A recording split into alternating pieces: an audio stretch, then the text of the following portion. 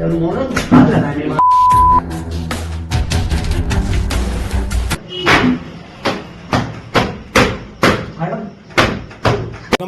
मैं सचिन खुदशाह।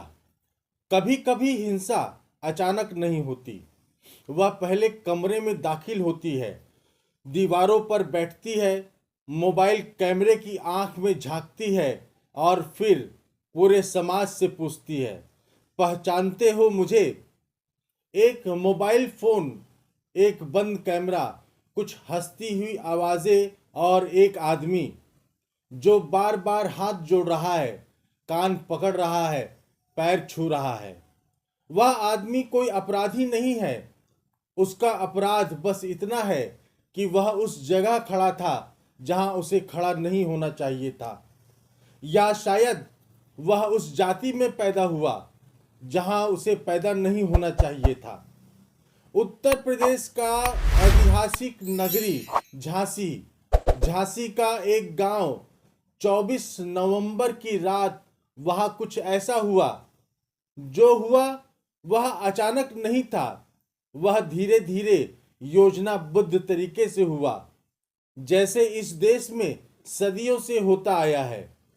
4 सेकंड का वक्त, 10 चप्पलों की आवाज और एक तमंचा, एक युवक का कांपता हुआ शरीर।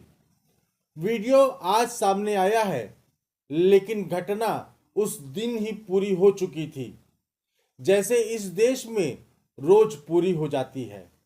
सवाल ये नहीं कि वीडियो वायरल क्यों हुआ, सवाल ये है कि ये सब इतने आराम से कैसे हो गया। पीड़ित कहता है, मैं प्राइवेट में काम करता हूं। यह वाक्य अक्सर समाचार पत्रों में छोटा सा होता है, लेकिन असल में यह एक पूरा जीवन है। यह वाक्य किसी परिचय से ज्यादा एक ढाल होता है, ताकि कोई यह न पूछ ले तुम कौन हो, किस जाति से हो। राजगढ़ में गोस्वामी रेस्टोरेंट के पास खड़ा होना कोई अपराध नहीं था। वह वहां खड़ा था जहां कोई भी खड़ा होता है, काम के बाद, थकान के बाद, शायद घर जाने से पहले एक सिगरेट की उम्मीद में। तभी 3 युवक आए, निशांत, सक्सेना, सुकृत और कनिष्क। सिगरेट पीने चलोगे? भारत में कई जुल्म इसी सवाल से शुरू होते हैं। सिगरेट पीने का बहाना, स्कूटी, रास्ता, लेकिन दुकान नहीं आई, घर आ गया। यह देश अक्सर कहता है गलत जगह गलत समय, पर यहां गलत जगह वही थी जहां भरोसा ले गया। घर जो सुरक्षित होना चाहिए था वही जेल बन गया। अंदर पहले से 2 लोग मौजूद थे, भानुपाल और रविंद्र। मतलब यह कोई झगड़ा नहीं था, यह एक इंतजाम था, एक तैयारी थी। और फिर शुरू हुआ लात, घुसे, डंडे, जैसे शरीर कोई चीज हो, इंसान नहीं। और फिर कैमरा ऑन हुआ। हिंसा को सबूत चाहिए था या फिर मनोरंजन? वीडियो में आवाज आती है, तूने क्या कहा था, याद है? पीड़ित की आवाज कांपती है, मैं भी तुम्हारा खास आदमी हूं, बस यही बोला था। यह संवाद नहीं है, यह सत्ता का इंटरव्यू है, जहां सवाल का कोई सही जवाब नहीं होता।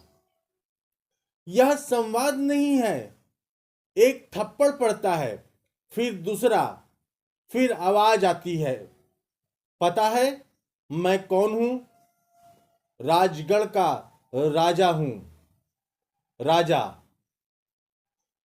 जिसे भारत का संविधान नहीं चुनता और जिसे कानून नहीं रोकता, जिसका ताज डर से बना होता है।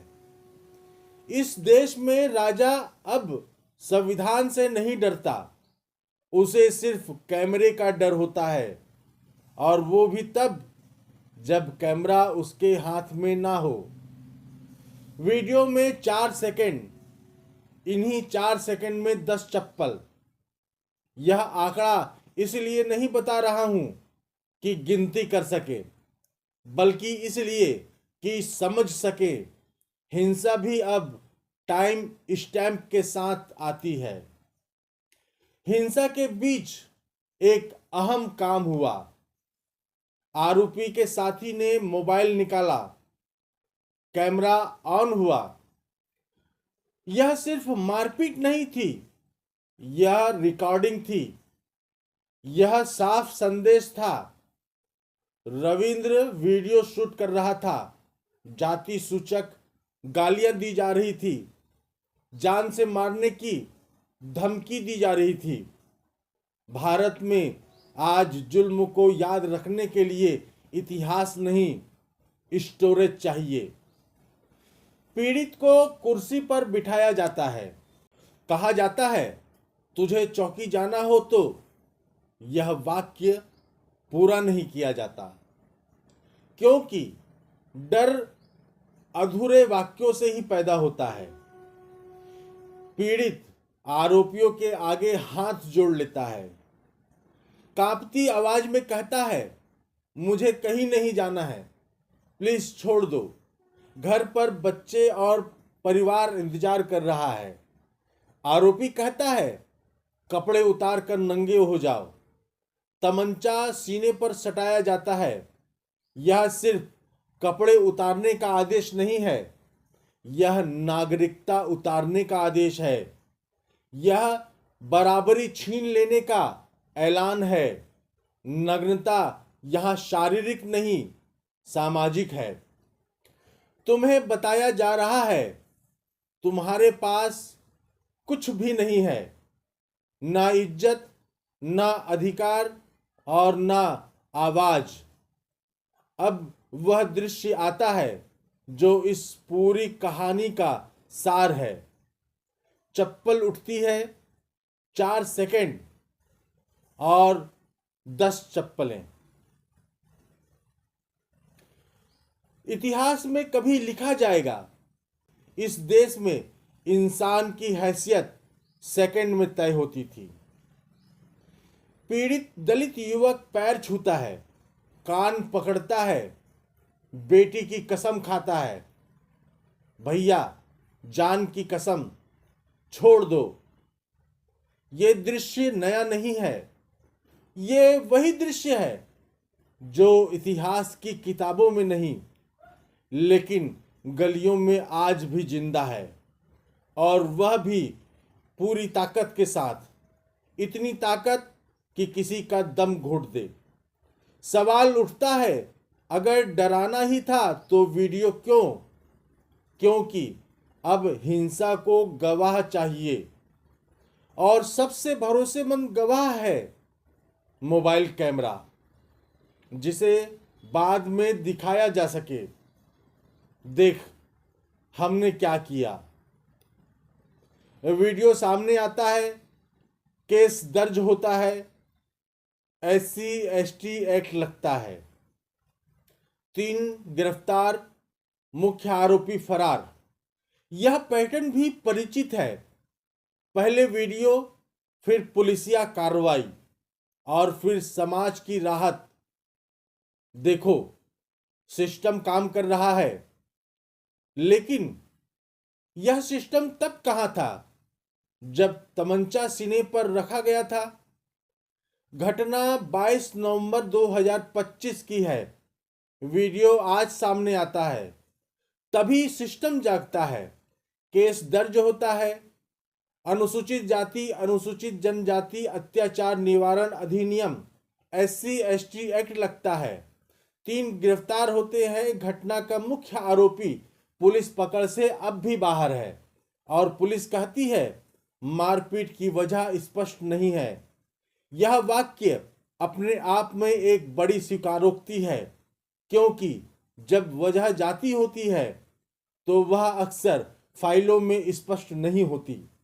यह कहानी उत्तर प्रदेश का ऐतिहासिक नगरी झांसी की नहीं है।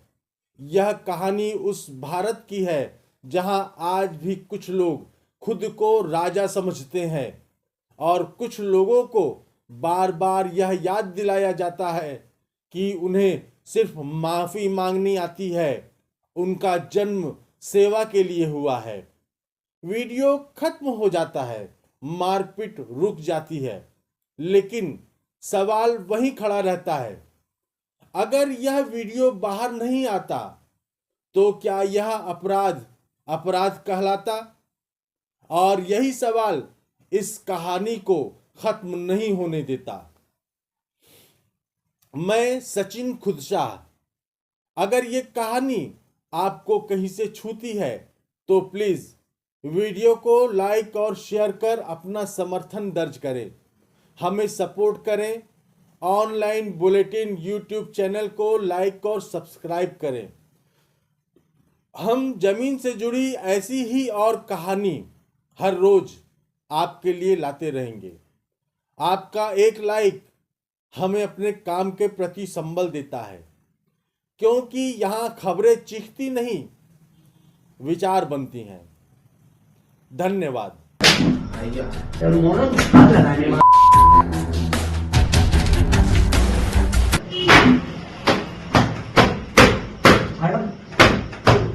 झांसी में एक दलित युवक को 4 बदमाशों ने बेरहमी से पीटा। उन्होंने युवक को एक कमरे में ले जाकर 4 सेकंड में 10 बार चप्पल मारी। बदमाश यहीं नहीं रुके, उन्होंने युवक को थप्पड़, लात घूंसों और डंडों से पीटा। मारपीट के बीच एक बदमाश ने तमंचा भी निकाल लिया, जिसके बाद पीड़ित को कपड़े उतार कर नंगा होने के लिए कहा।